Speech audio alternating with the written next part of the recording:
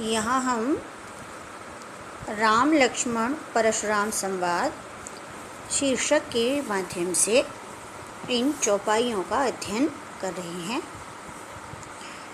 लक्ष्मण और परशुराम जी के बीच में ये संवाद चल रहा है, जिसमें परशुराम के क्रोध करने पर लक्ष्मण जी तर्क देते हुए ये कहते हैं कि धनुष के टूटने में प्रभु श्री राम जी का कोई दोष नहीं है, वो तो सर्वथा निर्दोष हैं।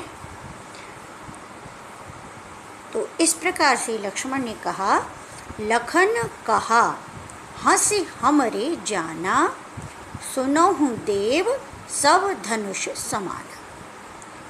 लक्ष्मण ने हंसकर परशुराम जी से कहा कि हे देव सुनिए, हमारे लिए तो सभी धनुष एक समान हैं।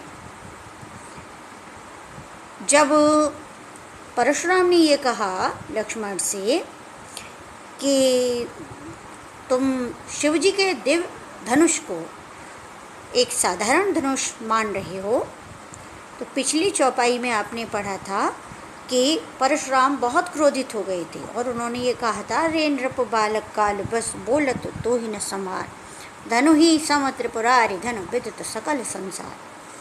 तो शिव जी के इस दिव्य धनुष की तुलना तुम किसी साधारण धनुष से कर रहे हो।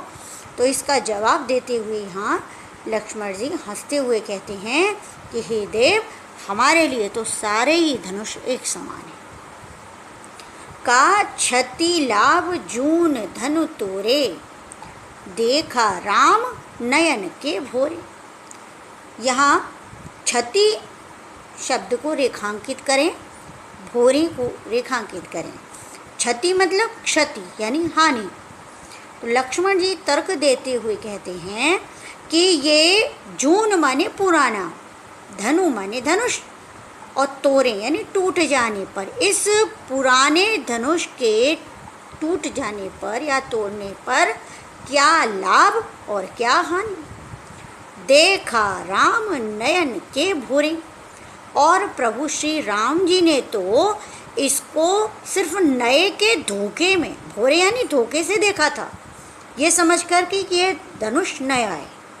लेकिन उन्हें क्या पता था कि ये तो एकदम पुराना सा धनुष है।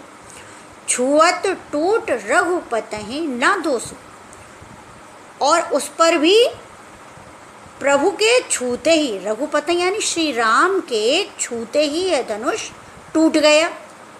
इसमें उनका कोई दोष नहीं है, कोई दोष नहीं है। दोष माने दोष। मोनि बेनु काज करिय कत रोसु, रोसु माने क्रोध। तो हे मुनिवर, आप बिना बात के ही क्रोध क्यों करते हैं? प्रभु ने तो इसको नया समझकर देखा मात्र था और यह उनके छूते ही टूट गया। इसमें आप इतना क्रोध क्यों कर रहे हैं? उनमें उनका तो कोई दोष ही नहीं है। बोले चितय परस की ओरा। अब यहाँ चितय शब्द को आप रेखांकित करें। चितय माने देखकर। लक्ष्मण के ये व्यंग वचन सुनकर अपने फरसे की ओर देखते हुए परशुराम बोले, रे सठ, सठ माने मूर्ख, सठ को भी रेखांकित करें। सुने ही स्वभाव न मोरा। अरे मूर्ख, लगता है तूने मेरे स्वभाव के बारे में कुछ नहीं सुन रखा, तुझे पता ही नहीं है कि मैं कौन हूँ। बालक बोल बधो नहीं तो ही, बालक बोल बधो, आप इसे रेखांकित कर लें। तो परशुराम जी कहने लगे लक्ष्मण जी से कि मैं तो तुझे अभी तक बच्चा समझकर छोड़ रहा था, एक बच्चा मानकर तेरा वध नहीं कर रहा हूँ। तूने मुझे निरा मुनि मान लिया है, केवल मुनि जड़ जा नहीं मोही, और तूने मुझे एकदम मामूली सा कोई मुनि ही मान लिया है। बाल ब्रह्मचारी अति को ही, अरे तू जानता नहीं है मेरे विषय में, तू मुझे जैसे बड़ा साधारण सा कोई ऋषि मुनि समझ रहा है, मैं वैसा ऋषि मुनि नहीं हूँ, मैं तो बाल ब्रह्मचारी हूँ। अति कोही, कोही को भी रेखांकित करें, कोही मतलब क्रोधी, मैं बड़ा क्रोधी हूँ। विश्व विदित क्षत्रिय कुल द्रोही, विश्व विदित यानी दुनिया जानती है, संसार जानता है कि मैं क्षत्रियों का कितना बड़ा शत्रु हूँ। भुजबल भूमि भूप बिनु कीनी, मैंने कितनी ही बार अपनी भुजबल यानी भुजाओं के बल पर इस संपूर्ण भूमि यानी पृथ्वी को, भूप बिन, भूप माने राजा, इस समस्त पृथ्वी को राजाओं से विहीन कर दिया। विपुल बार, विपुल माने कितनी ही बार। महिदेवन, महिदेवन को रेखांकित करें, महिदेवन अर्थात ब्राह्मणों को, कितनी ही बार इस समस्त पृथ्वी को राजाओं से विहीन करके मैंने ब्राह्मणों को दान में दे दिया। सहस बाहु भुज छेद निहारा, परस बिलोक महीप कुमारा। अरे बालक, अरे महीप कुमार, अरे राजकुमार, राजा के पुत्र, सहस बाहु भुज, सहस्त्र बाहु की भुज माने भुजाओं को, छेदनिहारा काटने वाले। अरे राजा के पुत्र, राजा के कुमार, सहस्त्र बाहु की भुजाओं को भी काटने वाले मेरे इस फरसे की ओर देख। ये फरसा जो है वो बड़ा क्रूर है। अरे लक्ष्मण, मेरे फरसे की ओर देख। मातु पितहि जन सोच बस, करस महिष किशोर। अब यहाँ परशुराम अपने फरसे की क्रूरता के विषय में बताने लगे। अभी उन्होंने पहले अपने बारे में बहुत सी आत्म प्रवंचना की कि मैं बाल ब्रह्मचारी हूँ, बड़ा क्रोधी हूँ, क्षत्रियों का बड़ा भारी शत्रु हूँ, और मैंने अपने पराक्रम से अपनी भुजाओं के बल पर कितनी ही बार इस पृथ्वी को राजाओं से विहीन कर दिया, और मेरे ही इस फरसे ने सहस्त्र बाहु की भुजाओं को भी काट डाला था।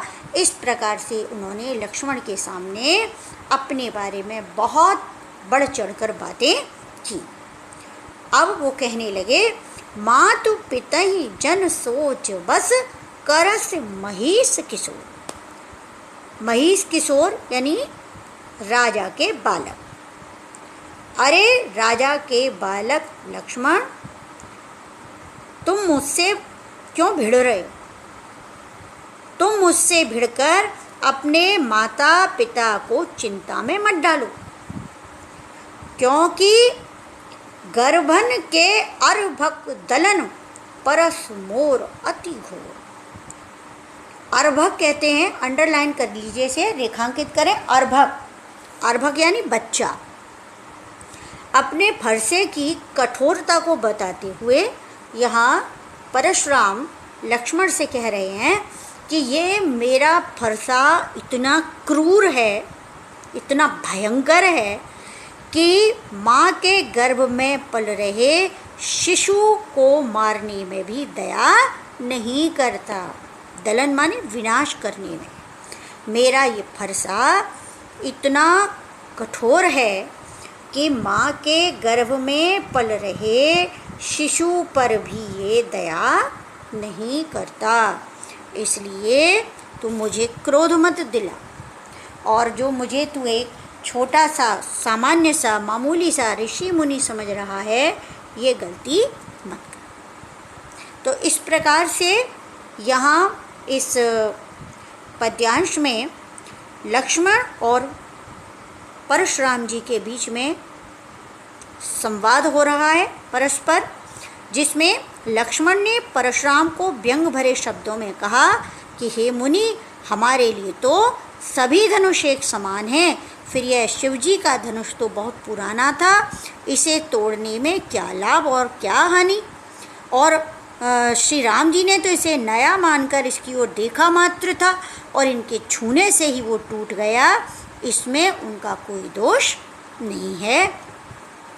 इसे तोड़ने पर वो सर्वथा निर्दोष है, अतः आप क्रोध न करें।